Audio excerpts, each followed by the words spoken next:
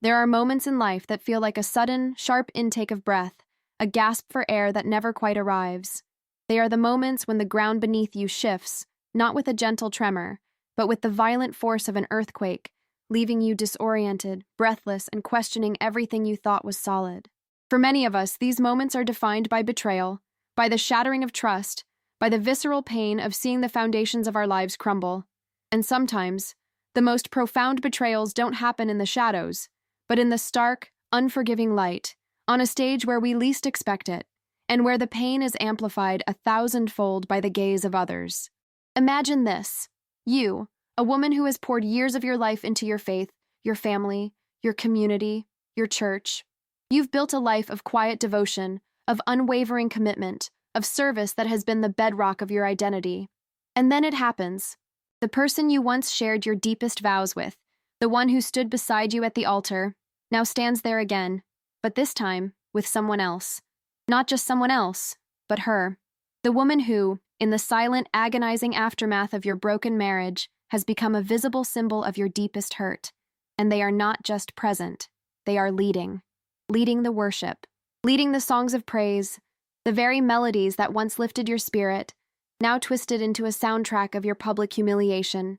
The air in the sanctuary grows thick, heavy with unspoken judgment, with pitying glances, with the sheer suffocating weight of the spectacle. Your heart pounds a frantic rhythm against your ribs, a desperate drumbeat against the rising tide of nausea.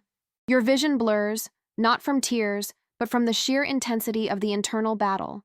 Every fiber of your being screams to shrink away, to disappear, to melt into the shadows and escape this unbearable performance.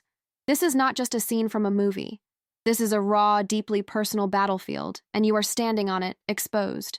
This is the precipice where our story begins. It's a story that cuts through the polite veneer of everyday life and dives headfirst into the messy, often brutal realities of human relationships, of faith tested by fire, and of the profound resilience that can emerge from the deepest wells of pain. It's about a woman, a mother, a woman of faith, who found herself thrust into an arena of public sorrow, facing not just the ghost of her past love, but its brazen, triumphant present. The irony is almost unbearable.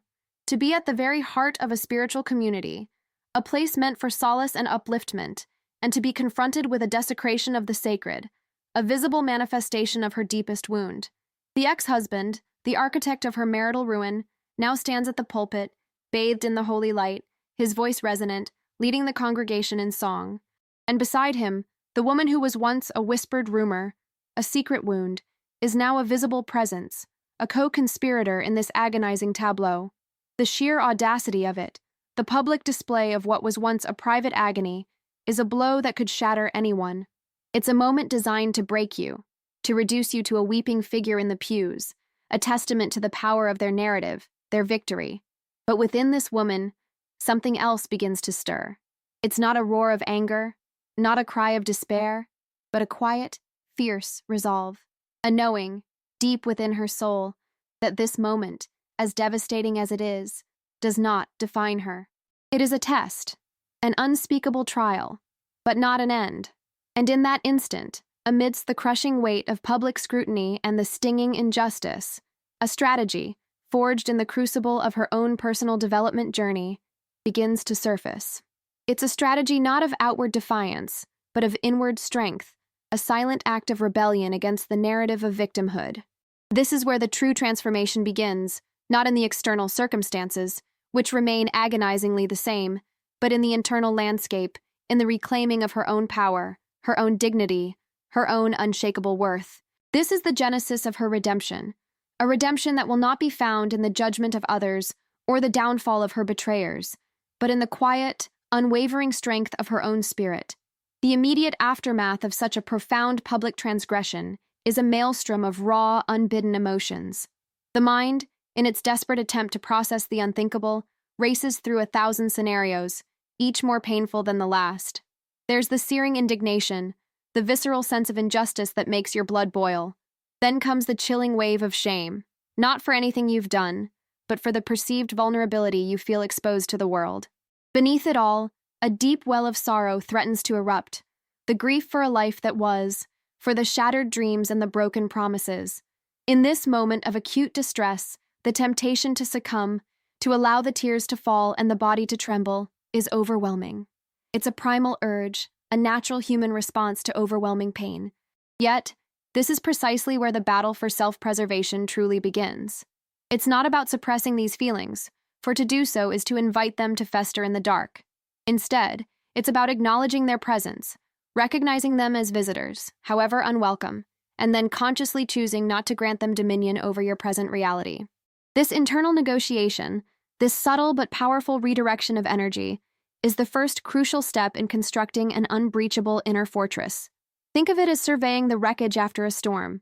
You see the damage, you acknowledge the devastation, but you also begin to identify the structural integrity that remains, the foundations that, though tested, have not completely collapsed. The core of this inner struggle lies in the insidious nature of self-doubt that betrayal often ignites. When the person you trusted most orchestrates such a public display of disrespect, it's easy for their actions to become internalized. Their narrative, however false, can begin to echo within your own mind. You might start questioning your own worth, your own judgment, your own desirability. Was there something you missed? Could you have prevented this? These questions, while natural, are the seeds of self-destruction. They lead you down a rabbit hole of recrimination, where you become your own harshest critic, inadvertently validating the very people who have caused you such pain. To counter this, you must actively engage in a process of reframing. This involves a conscious effort to separate the actions of others from your own intrinsic value. Their betrayal is a reflection of their character, their choices, their internal struggles. It is not a verdict on your worth. This distinction is paramount. It requires a deliberate shift in perspective, viewing their behavior as a symptom of their own internal landscape, rather than a diagnosis of your own. Consider the analogy of a beautiful painting that is marred by a splash of mud. The mud is an external addition, an unfortunate accident, but it does not diminish the inherent beauty and artistry of the painting itself. Your worth, like that masterpiece, remains intact, regardless of the external defilements. Furthermore, the pressure to present a composed exterior in such a public setting can be immense, almost suffocating. There's an unspoken expectation, particularly for women, to maintain a dignified facade, to shield others from the raw messiness of personal turmoil. This can lead to a profound internal conflict, the desire to crumble versus the need to appear strong. The risk here is that in striving for this outward perfection, you inadvertently suppress the very emotions that need processing, creating a reservoir of unexpressed pain that can surface later in more destructive ways. The key is not to feign strength, but to cultivate genuine resilience. This involves a nuanced understanding that true strength is not the absence of vulnerability, but the capacity to acknowledge and navigate it with integrity. It's about recognizing that the cracks in your composure, if handled with self-compassion, can become channels through which light can enter, illuminating a path toward healing. Instead of a brittle facade, aim for a flexible fortitude, one that can bend without breaking, one that allows for moments of authentic emotion without surrendering to despair. This is about building an inner sanctuary where you can acknowledge your pain without letting it define your public persona. The internal battle, once acknowledged, transforms from a chaotic storm into a landscape of discernible challenges. This is where we begin to map the terrain of our own minds, identifying the specific thought patterns and emotional triggers that have been silently undermining our progress. It's crucial to recognize that these patterns are not inherent flaws. They are learned responses, often developed in childhood or during formative experiences, and they have become deeply ingrained. Think of them as well-worn pathways in a forest. The more you travel them, the easier it is to fall back into them, even when you know a more scenic or direct route exists. One such pervasive pattern is the tendency towards catastrophizing, envisioning the worst possible outcome for any given situation. In the context of public humiliation, this might manifest as an overwhelming fear that everyone is judging you, that your reputation is irrevocably ruined, and that your future prospects are bleak. This is not rational assessment. It's a cognitive distortion that magnifies negative possibilities and minimizes any potential for positive resolution. Another insidious pattern is the habit of rumination, where the mind gets stuck on a loop, replaying the hurtful event or perceived slights over and over, dissecting every detail in a futile attempt to find an answer or a way to change the past. This mental churning, while seemingly an effort to understand, actually serves to keep the wound fresh and prevent healing. It's like picking at a scab. The momentary sensation might be distracting, but it delays the natural process of recovery. Building on this understanding, we must also confront the deeply entrenched beliefs about ourselves that betrayal often exacerbates.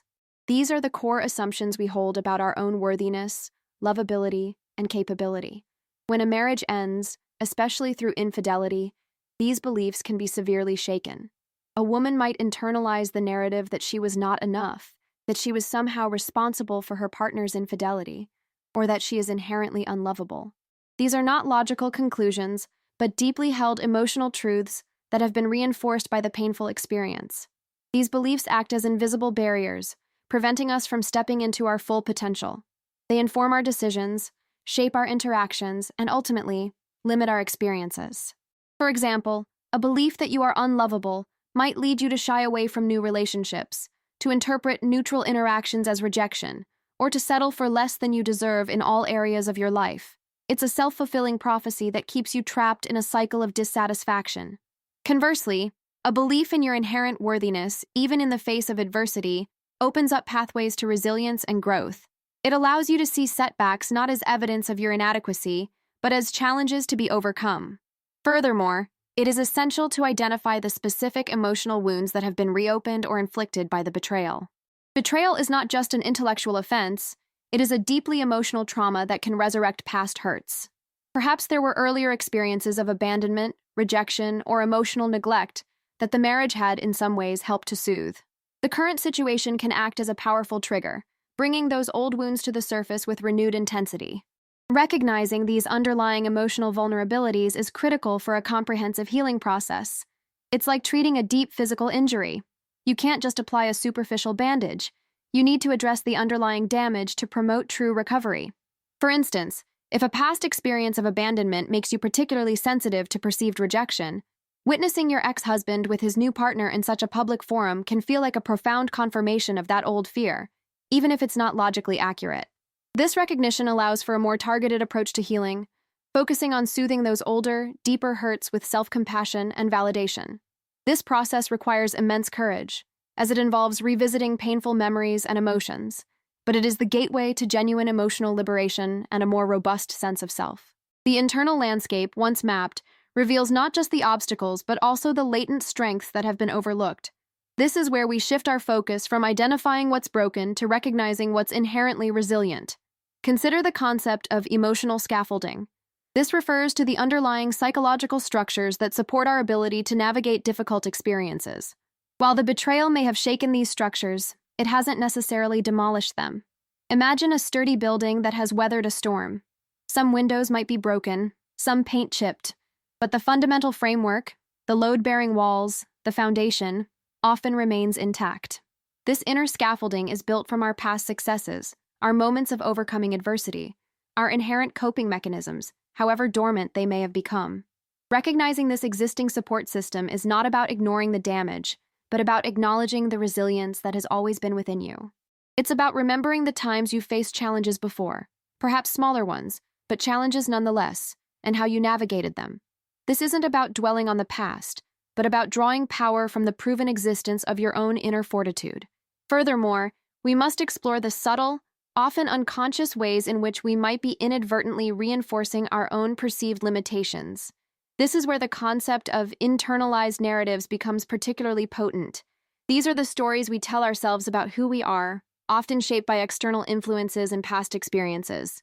When faced with a profound betrayal, these narratives can become distorted, painting a picture of inadequacy or victimhood. For instance, if a woman has always been told she is too sensitive or too emotional, a public humiliation can be interpreted as confirmation of these labels, leading her to believe she is incapable of handling such situations with grace. This is not about self-blame, but about self-awareness. It's about recognizing that our internal dialogue has a profound impact on how we perceive and react to external events. The key is to actively challenge these internalized stories. This involves questioning their origins. Who first told you this story about yourself? Is it truly accurate, or is it a narrative imposed upon you?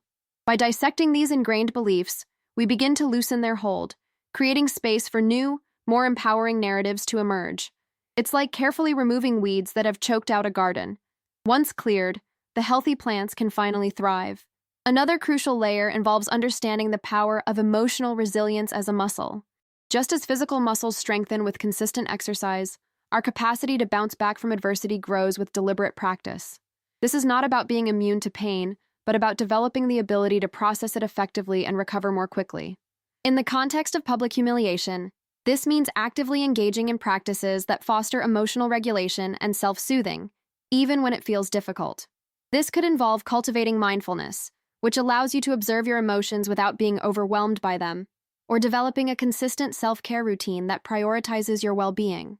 For example, dedicating a few minutes each day to a calming activity, like deep breathing exercises or gentle stretching, can build a reservoir of inner calm that you can draw upon during stressful moments. The goal is to create a proactive approach to emotional well-being rather than a reactive one. Instead of waiting for a crisis to hit and then struggling to cope, you are consistently strengthening your internal resources, making you better equipped to handle whatever life throws your way. This builds a quiet confidence, a knowing that you have the capacity to manage difficult emotions and emerge from challenging situations with your spirit intact. The profound realization that your inner strength isn't a finite resource to be conserved, but a dynamic force that can be actively cultivated, marks a pivotal shift. This isn't about merely enduring, it's about actively engaging with your emotional landscape in a way that builds fortitude. Consider the practice of emotional reframing through perspective taking. This involves intentionally stepping outside your immediate emotional reaction and observing the situation from multiple viewpoints, not to excuse the behavior of others, but to contextualize it and diminish its personal power over you.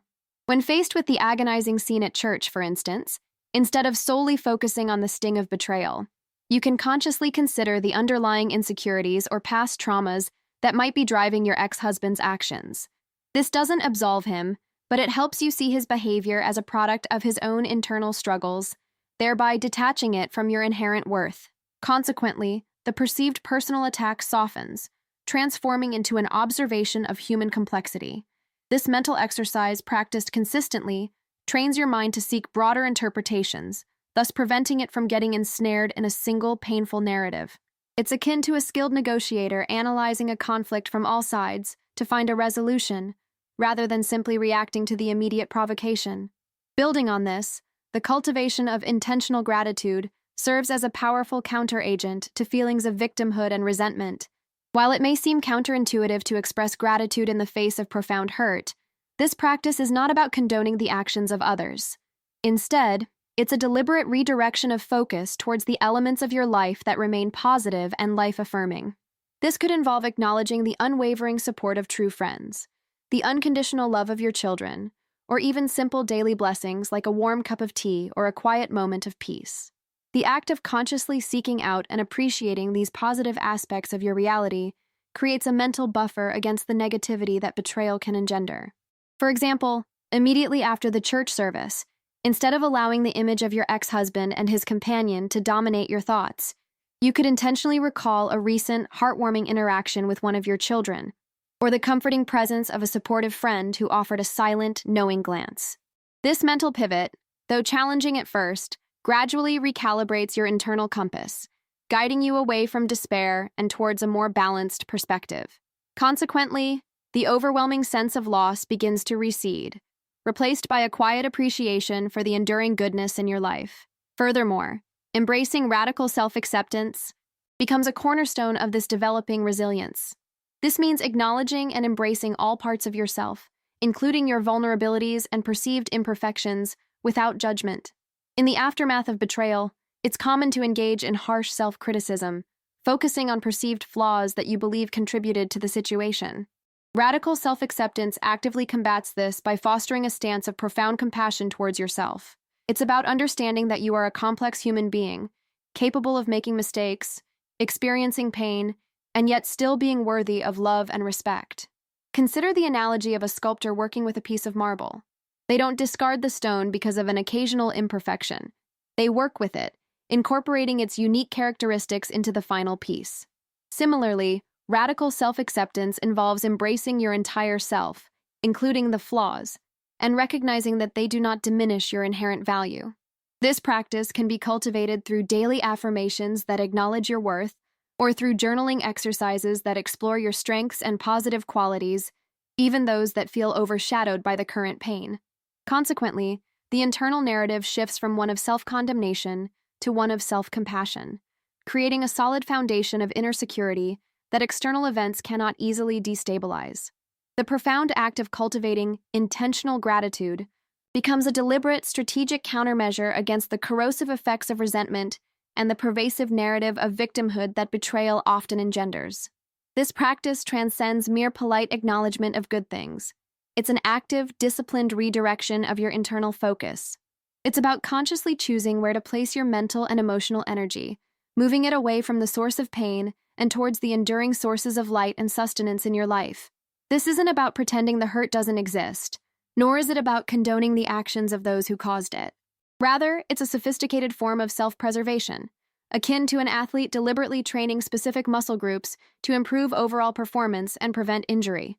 Consider how, immediately following the excruciating experience at church, instead of allowing the haunting image of your ex-husband and his companion to replay endlessly in your mind, you could actively shift your focus.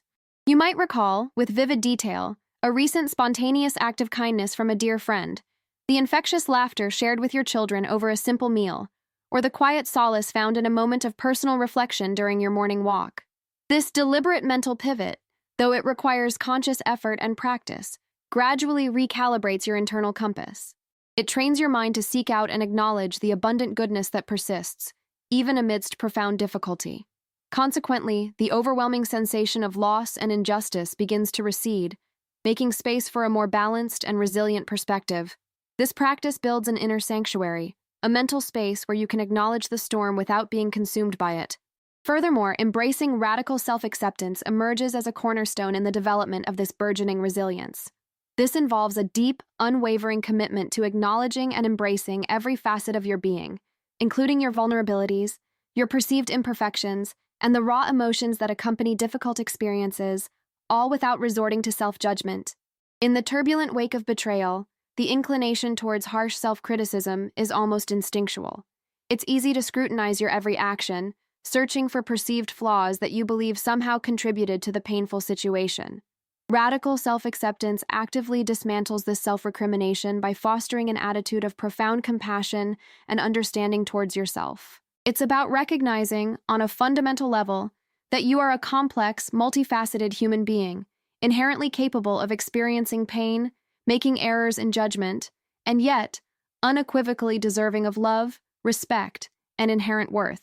Imagine a skilled artisan meticulously working with a unique piece of raw material. They don't discard the material because of an unexpected knot or an unusual grain. Instead, they skillfully incorporate these characteristics into the final masterpiece, enhancing its individuality and beauty. Similarly, radical self-acceptance involves embracing your entire self, including those aspects that feel challenging or imperfect, and understanding that these do not, in any way, diminish your intrinsic value. This profound practice can be actively cultivated through daily affirmations that explicitly acknowledge your inherent worthiness, or through dedicated journaling exercises that encourage you to explore and articulate your strengths, your positive qualities, and the moments of resilience you've demonstrated, even those that may currently feel overshadowed by the weight of your present pain. Consequently, the dominant internal narrative shifts from one of self-condemnation and doubt to one of profound self-compassion and acceptance, thereby creating a robust and unshakable foundation of inner security that external circumstances, however challenging, cannot easily destabilize or erode. This internal shift is not about passive resignation, but about active, loving reclamation of your own being. The path to reclaiming your power, especially in the face of such public adversity, is paved with the deliberate cultivation of specific, actionable mental disciplines. Beyond mere emotional regulation, this involves actively re-engineering your cognitive pathways to prioritize self-preservation and inner resilience. One such powerful technique is the practice of cognitive distancing, which allows you to observe your intrusive thoughts and painful emotions as transient mental events, rather than immutable truths about yourself. Imagine standing on a riverbank, watching leaves float by. Each leaf represents a thought or feeling, perhaps the searing judgment you imagine from the congregation, or the pang of betrayal. You acknowledge the leaf, you see it, but you don't jump into the river and try to grasp it or become it. You let it pass. This detachment is crucial. It means that when the thought, Everyone thinks I'm a failure arises, you don't immediately accept it as fact. Instead, you recognize it as a thought, a projection, a potential misinterpretation, and you allow it to drift by, unattached. This practice, when honed, creates a vital buffer between your authentic self and the onslaught of painful stimuli. It's not about suppression, but about skillful observation and non-engagement, preventing these external provocations from hijacking your inner state. Building upon this, consider the strategic implementation of positive self-affirmations anchored in objective reality. This goes beyond generic positive statements and delves into affirmations that are grounded in verifiable aspects of your life and character, especially those that remain untouched by the betrayal. For instance, instead of simply saying, "I am strong," you might affirm, "I have successfully navigated complex challenges before, and I possess the innate capability to do so again." Or, "My commitment to my children remains unwavering, a testament to my enduring love and dedication." These affirmations draw strength from concrete evidence of your competence and character, making them far more potent than abstract declarations. They serve as constant reminders of your fundamental stability and worth, acting as anchors in the turbulent waters of emotional distress. When the church service is over and the internal echoes of perceived judgment begin to surface, recalling these grounded affirmations can provide a powerful counter-narrative, reinforcing the reality of your strengths and positive attributes that remain unaffected by external events. This anchors your self-worth in demonstrable facts, rather than fleeting emotional states or the opinions of others. Moreover, the conscious development of future-oriented visualization offers a potent tool for mental fortitude. This involves actively imagining yourself thriving beyond the current challenging circumstances, focusing not just on the absence of pain, but on the presence of joy, purpose, and fulfillment.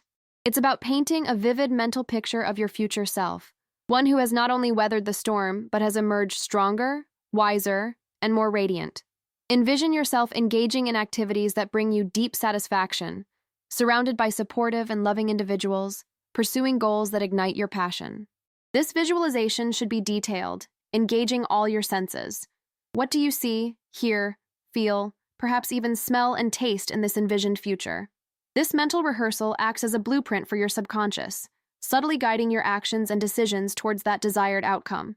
It instills a sense of hope and agency, countering the despair that can arise from feeling trapped by present circumstances. It shifts your internal focus from dwelling on the past or the immediate pain to actively creating and moving towards a brighter, more empowered future. This proactive mental engagement is a powerful declaration of your intent to not just survive, but to flourish. The courage required to move forward is not a sudden, overwhelming surge, but often a series of small, deliberate acts of defiance against despair. This is where the concept of micro-commitments becomes profoundly relevant.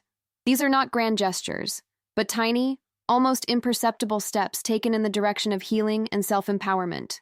Following the church incident, for instance, the immediate aftermath might be filled with a paralyzing sense of inertia.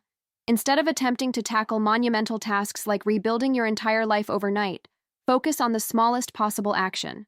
This could be as simple as choosing to drink a glass of water immediately upon waking, making a conscious decision to tidy one corner of a room, or sending a brief positive text message to a supportive friend. Each of these micro-commitments, however insignificant they may seem, creates a ripple effect. They serve as tangible proof to yourself that you are capable of action, that you are not entirely at the mercy of your circumstances.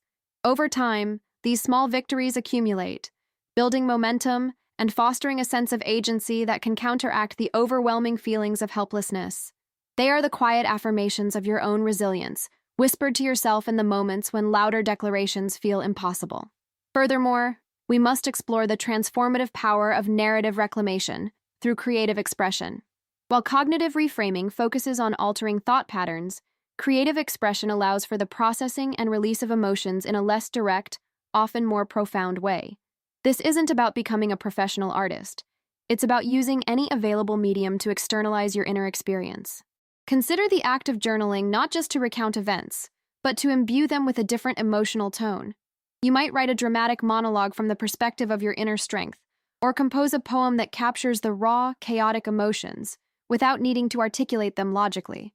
Perhaps you find solace in sketching abstract forms that represent your feelings of fragmentation, or in creating a playlist that soundtracks your journey from pain to peace. The key is to engage in an active creation that allows you to shape and define your experience, rather than being solely defined by it.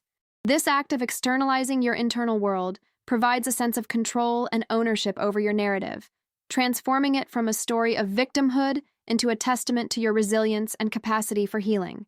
It's about weaving your own truth into the fabric of your experience, thread by thread. Another crucial layer involves the strategic cultivation of intentional solitude as a tool for self-discovery, distinct from isolation. While isolation can be detrimental, purposefully carving out time for solitude allows for introspection and a deepening connection with oneself, free from external pressures and expectations. In the wake of public scrutiny, the need to reconnect with your authentic self, unburdened by the imagined gazes of others, becomes paramount. This solitude isn't about wallowing in sadness. It's about creating sacred space for self-reflection and rejuvenation. During these moments, you might engage in practices that nourish your soul, such as meditation, spending time in nature, or simply sitting in quiet contemplation, allowing your thoughts and feelings to surface without immediate judgment or the need for action. This intentional withdrawal allows you to hear your own inner voice more clearly, to understand your needs, and to reconnect with your core values.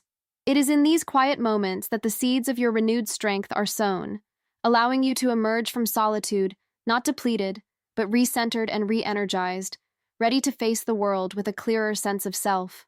Reflecting on this journey so far, we've navigated the intricate landscape of profound personal challenge, moving from the initial shock of betrayal to the intricate mapping of internal defenses. The echoes of public humiliation, once deafening, have gradually softened, not by erasure, but by a profound reorientation of inner focus.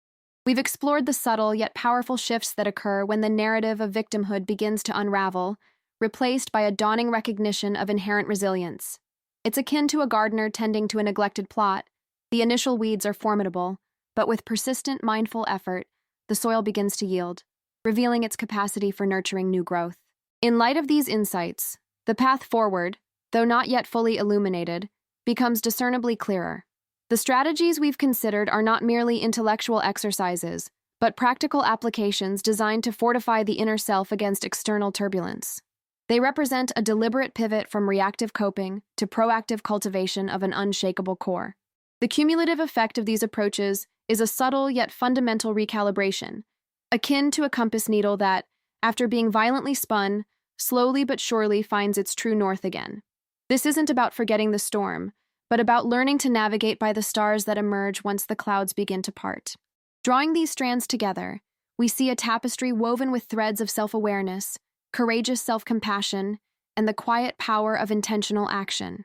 The journey has been one of excavating buried strengths and consciously rebuilding an inner architecture capable of withstanding significant pressure. The focus has shifted from the external spectacle to the internal landscape, recognizing that true liberation originates from within. As we pivot towards the final reflection, it's about understanding how these cultivated capacities coalesce, preparing the ground for a profound and lasting transformation, a testament to the enduring spirit's capacity to rise. And so, we arrive at the quiet after the storm, not in the sense of an absence of feeling, but in the profound stillness that follows the conscious choice to reclaim one's inner sanctuary. The raw exposure at the altar, the agonizing irony of sacred ground becoming a stage for personal pain, was not the end of your story, but a brutal, undeniable beginning. It was the crucible in which a new form of strength was forged, a strength not born of defiance or outward retaliation, but of a deep, unwavering allegiance to your own spirit. The strategy you invoked, the power smile, was never about masking your hurt, but about channeling it, transforming its destructive energy into a quiet, dignified resilience. It was the silent declaration that your worth is not contingent on the approval or narrative of others, nor is it diminished by their transgressions.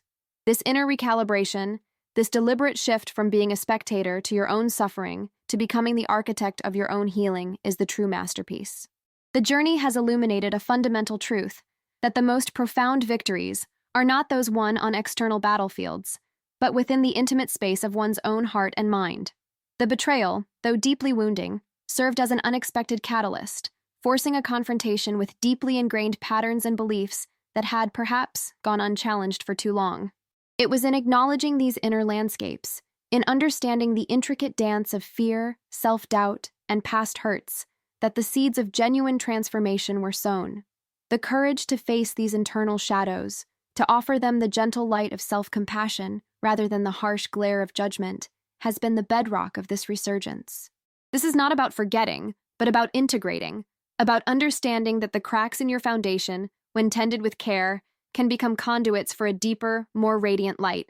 Therefore, the enduring message is one of profound empowerment, rooted not in external validation, but in the quiet certainty of your own unshakable spirit. The public spectacle may have been designed to diminish you, but it ultimately revealed the inexhaustible wellspring of resilience that resides within. Your worth is an intrinsic truth, a divine spark that no external circumstance can extinguish. The practice of cultivating this inner strength, of tending to your emotional garden with consistent, loving intention, is the ongoing testament to your capacity for grace under pressure. The true practice begins now, not with grand gestures, but with the quiet, unwavering commitment to honor the strength that has always been yours, to live from that place of centered power, and to allow that quiet radiance to illuminate your path forward.